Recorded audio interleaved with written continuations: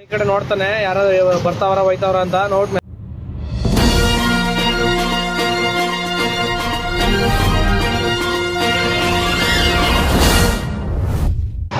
ಸ್ನೇಹಿತರೆ ನಮಸ್ಕಾರ. ನೋಡಿ ಆಟೋ ಡ್ರೈವರು ಇಲ್ಲಿ ಹೋಗ್ತಾ ಇದ್ದಾನೆ ನೋಡಿ. ಇವಾಗ ಹೊಸ ಗಾಡಿ ಈ ಕಡೆಯಿಂದ ಹೋಗ್ತಾನೆ CNG ಗಾಡಿ, ಮತ್ತೆ ರಿವರ್ಸ್ ಬರ್ತಾನೆ. 2 ಸೆಟ್ ಕ್ಯಾಮ್ರಾಯಿಂದ ತೋರಿಸ್ತೀನಿ.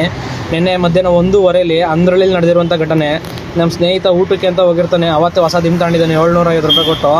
ಮನೆ ಹತ್ರ ನಿಲ್ಸಿರೋ ಗಾಡಿಗೆ ಬಂದು ದಿಮ್ ಕತ್ಕೊಂಡೈತಾನೆ ನೋಡಿ. ರಿವರ್ಸ್ ಬರ್ತಾ ಇದ್ದಾನೆ. ರಿವರ್ಸ್ ಬಂದ್ಬಿಟ್ಟು ಆ ಕಡೆ ಈ ಕಡೆ ಯಾವುದೋ ಗಾಡಿ ಬರ್ತಾ ಇರೋದನ್ನು ನೋಡ್ಕೊಂಡು ದಿಮ್ ಎತ್ಕೊಂಡು ಎಸ್ಕೇಪ್ ಆಯ್ತಾನೆ ನೋಡಿ.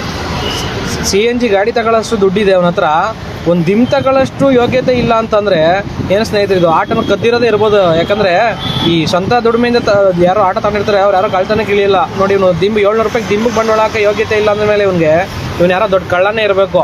ಗಾಡಿ ನಂಬರ್ ಸಿಕ್ಕಿದ ಮೇಲೆ ಹಾಕ್ತೀವಿ, ದಯವಿಟ್ಟು ಚೆಕ್ ಮಾಡ್ಕೊಳ್ಳಿ. ಯಾರ್ದಾರು ಆಟ ಕಳೆದೋಗ್ಬಿಟ್ಟಿದ್ರೆ ಈ ನನ್ನ ಮಕ್ಕಳು ನಿಮ್ಮ ಫ್ರೆಂಡ್ಸ್ ಎಲ್ಲ ಯಾರಾದ್ರೂ ಗ್ರೂಪಲ್ಲಿ ಏನಾರು ಸಿಕ್ಕಿದ್ರೆ ಮಾತ್ರ ಮೆಟ್ ತಗೊಂಡು ನೋಡಿರಿ ಇಂಥ ನನ್ನ ಮಕ್ಕಳಿಗೆ.